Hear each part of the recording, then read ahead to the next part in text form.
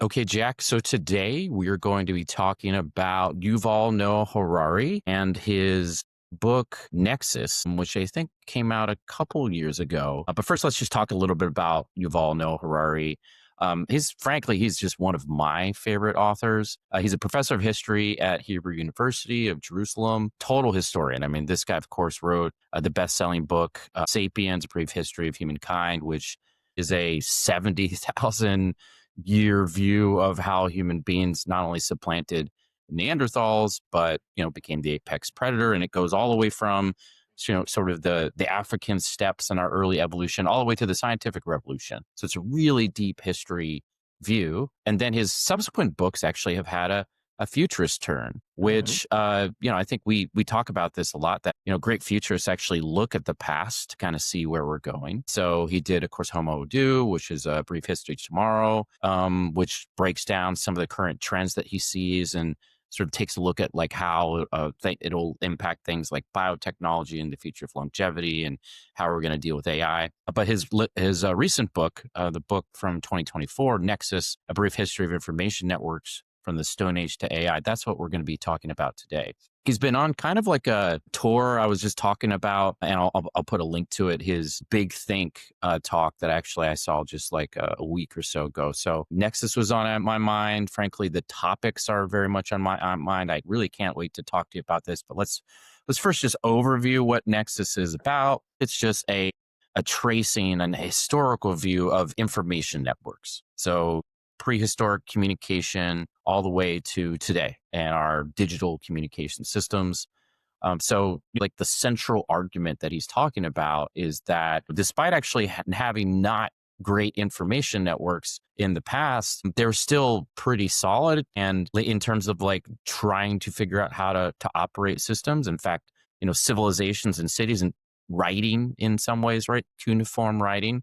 These were the first information systems, which came from the centralized powers, and that led to building civilization. So one view of this is that more information actually doesn't mean more wisdom, which is something that's really interesting when we're talking about this information deluge that we're in now. Like in some ways, too much information amplifies noise, there's misinformation, and even maybe power games can happen when it comes to the controlling of that information. And of course, like one of the other things he talks a lot about is AI is a major mover in this. It's a complete shift in the power of information, not only how it can be interpreted, how it can be acted upon, maybe even autonomously, and of course, how it's generated. That makes me think of the deepfake world that we live in, the mass information and disinformation that we talked about, and even the control of autocratic power when it comes to some of this work. So now I'm going to talk a little bit about the themes, but I did want to pause.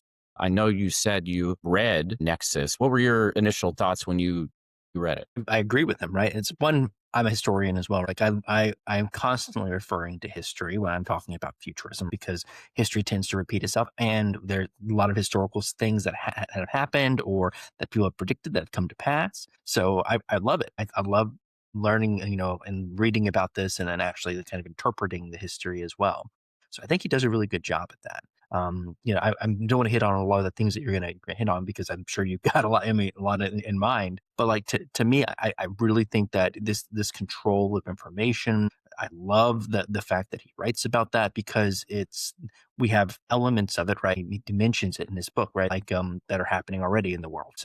China and other places like that, where they are vastly controlling the internet and they're controlling all information. So we have references to look at to really be able to point to this and say this is not something that is in the realm of science fiction. This is something that is very much in possibility and reality. Yes, and that's happening right now. As somebody who has been covering in analyst relations and with the analyst community, social media, it's one thing that really got me scratching my head. I started reading Nexus when I joined a social media company, social media management company, and it really made me think about the power of information, how it could be used, how it could be used for positive, for brand recognition and capability and communicating things like some future podcasts out into the world. But also for nefarious reasons, for information reasons, right? And that's, of course, that's exactly what he talks about. So, the historical view is like information used to flow oral tradition, storytelling. Then, as I was noting, it went to writing and bureaucratic sort of movements.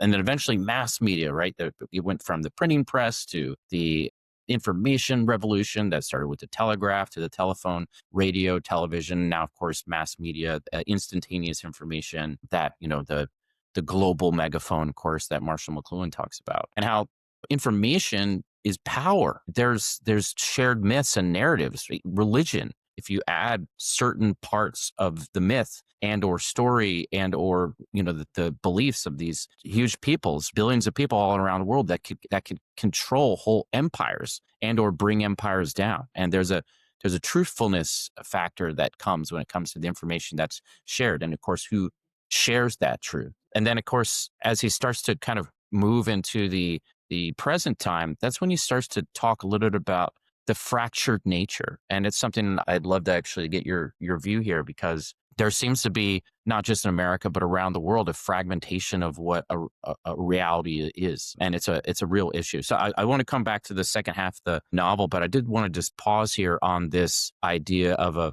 fragmented reality.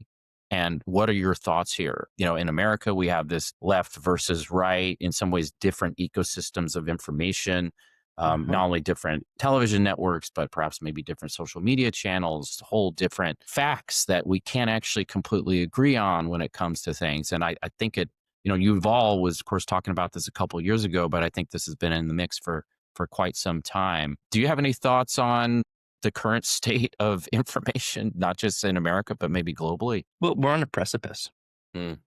If you look past 100 years, right? So even looking into in World War II, right? The control of information by the Nazi regime and by the Russians, the fact that they were controlling all of the flow of this information, people didn't know what was really going on. Like they had people who were supposedly living right next door to concentration camps and didn't know what was going on in those concentration camps. At least that's what they said.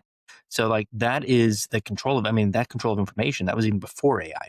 So now we're in a period where he talks about this, he talks about AI and the fact that this is going to be changing everything that our reality, our perception of reality. I've even tested it on people who I know are not as well trained in being able to spot fake videos. A couple of years ago, if you remember that Will Smith video where he's eating like noodles and like his mouth is like Right. over here, like now like I've seen like the contrast of that, like of what's available now. It looks like it's actually Will Smith, and like it's very difficult to tell that that's not Will Smith eating some noodles at a Chinese restaurant, right? Like there are things like that now. And so I've shown it to relatives, right? Older relatives. And they're like, oh, I can't believe, I've shown them like deepfakes on Donald Trump. And they're like, I can't believe Donald Trump has said that. And I was like, well, that was not real. That was a completely made up video. That control is what he talks about, is that you can, and it's the democratization that needs to occur of this space that we're in. He mentions that. And he says, if we don't have those controls in place, like you mentioned, we will have a very dark future where, he predicts World War III. He says these things will happen because and you hint on it, is that we are becoming a very divided place, right? And a lot of that, I think, is through our enemies. They're coming into the United States and they're coming into our social media and they're invading it, and they're launching bots that are agreeing with more left or more right comments. And it was very interesting today. I had a conversation with someone today. We talked about being a moderate. As I said, I very much consider myself very moderate, right? Like I believe in live and let live. There's a lot of things that, I agree with on one side or the other. It's that those people don't exist anymore, right? Mm. It seemed like, wow, there was a person who was expressing moderate views, right? There are no more Bill Clinton supporters in the world, right? Who thought, being more centrist. There's just people don't exist anymore, or at least they're not as vocal. And so that control of information is driving us to be one way or the other. And it's reinforcing dark ideas, dark thoughts, and dark periods. And so I think that is something that he really hints on very well. No, I think you're right, and it's not even necessarily even just dark. It's maybe for consumerism. It's maybe for a political party. Maybe it's to purchase something. Maybe it's to believe in a certain thing. And as you noted, it could be used actually for nefarious purposes.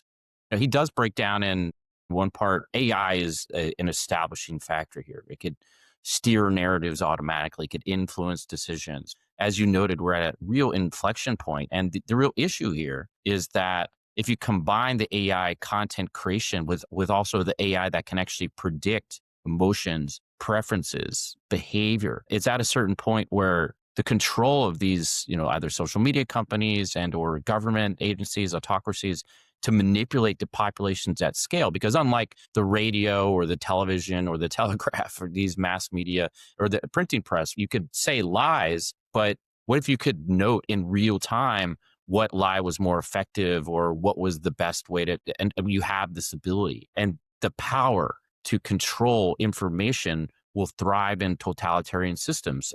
And one thing Mhm. he noted is in the Soviet Union, the reason why the Soviet Union, in some ways, I mean, one of many, collapsed was because they didn't have an ability to track everything that was happening, to look at spying in unique ways, to know exactly what their population was saying and going through. So as it started to fall apart, they didn't have a way to combat it because there was no way to control the information that was coming into its populace. That now has an ability to be done. And we're seeing it with things like social credit system, of course, in China, other totalitarian states taking control of the internet. As we've talked about on this podcast before, autocracies are rising. They're the number one type of democracy in the world. It's just that information networks, these things have always existed. And again, more data does not equal a better stewarded, not only world, but democracy. And we're sort of at an inflection point when it comes to how AI is going to be used. One thing I wanted to note is there's another book that I read actually just this year. It's by an analyst I speak to a lot. His name is Andrew Frank. It's called World Without Truth, and he has actually some technologies that may be able to mitigate this information. He does talk about similar stuff when it comes to how disinformation is being organized now. It's being sort of industrialized on scales from different enemies of different sources. So there will be sort of information wars. And he talks again about how AI will be a factor.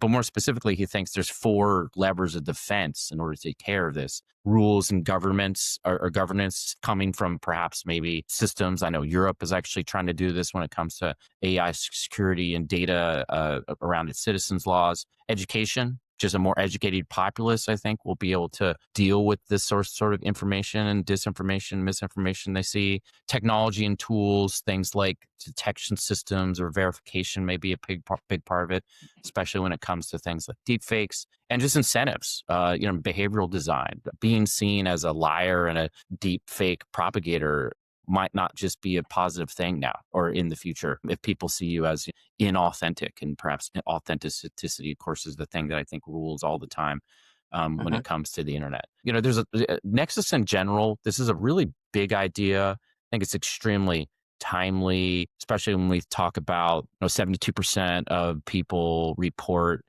false or misleading content that they get on social media.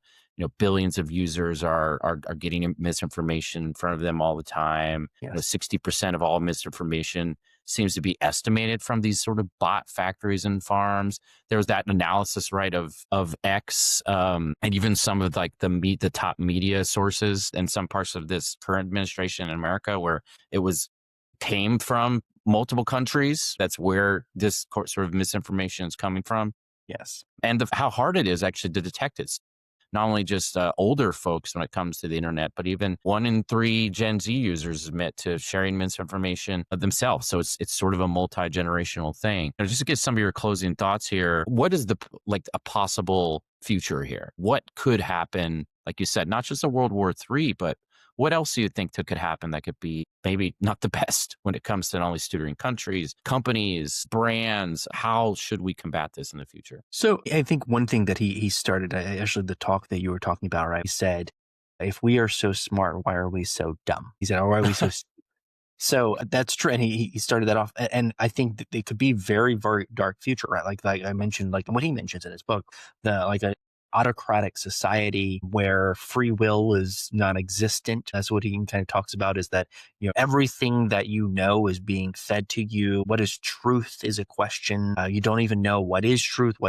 And that's some really dark thoughts. And I mean, I think of the Chinese society, right? It's so closed and they believe pretty much whatever is being told to them. And that's really dark. And that could be a future of the world. And we're not perfect in the United States. There's a lot of misinformation, But AI is really allowing China to control its population to an extreme extent. And it could go even further, right? So, and we've talked about that with like social credit scores and things like that. We've mentioned that in other podcasts. So like there is that possibility. And then there's the dangers of eugenics, right? And he talks about eugenics, right? I think Mm. being a Jewish person, right, where he is one of, I think, 20 million Jews in the world. Like that's it. There's only 20 million Jewish people in the world. It's one of the smallest like demographics for one of the oldest groups of people. And he talks about this and he says, like, we could design future babies where, we eliminate things that we consider undesirable. He mentions those things in his book. And that those are some things where, it's not only the control of information is saying, well, hey, you know what, being X race is bad. Having these characteristics is bad. And so then we could be able to control that and really can affect diversity. And that's something that is really scary, right? That could be a future. Now he also talks about the positives, right? He said, look, if we can find a way to control this, we can use AI to fact check the AI, right? Like that's what people are already doing. We can, but we have as a society also have to put money towards free institutions, like free journalism, right? So it's truly trying to seek out the truth, investing in things that are really not profitable when it comes to like, fact checking and things like that. There's no profit to that. But as a society, we have to take that on to prevent that type of dark dystopian future. So I think he mentions some really great things, and those are just my 2 cents about the book itself. No, absolutely. I think this is a really critical book. I think it's really important. As we're talking about the AI, this is only going to continue to get worse. Deepfakes will start to propagate. Influencers and or fake influencers are starting to find their way in to not only promote brands, but promote messages. I think ultimately what we want to do here is have a balance between these approaches. I think there needs to be some sort of transparent and inclusive regulation, perhaps maybe generated from private with help from the government to kind of steward something eventually when it comes to regulating how social media and or technology is going to be communicated to the masses. Information, of course, should be auditing and accountability for these AI systems and autonomous systems to ensure that we don't have these bot factories, sort of going everywhere. I think there's this idea of digital identity. You see, of course, even some of this movement's happening when it comes to Facebook moving to teen accounts, so you can't have younger children on because, of course, the harm that they have when they're on some of these social networks, and just critical information systems, ecosystems, tools that I was noting before, and just ensuring that we can have ethics and human rights embedded into technology standards. Whether you are using AI to cure cancer or you're using AI to sell podcasts to the world and communicate that, it should be done in an ethical manner that really aids and assists the right information at the right times. We don't want to fall into a sort of Tower of Babel situation, which I think we're kind of going towards now.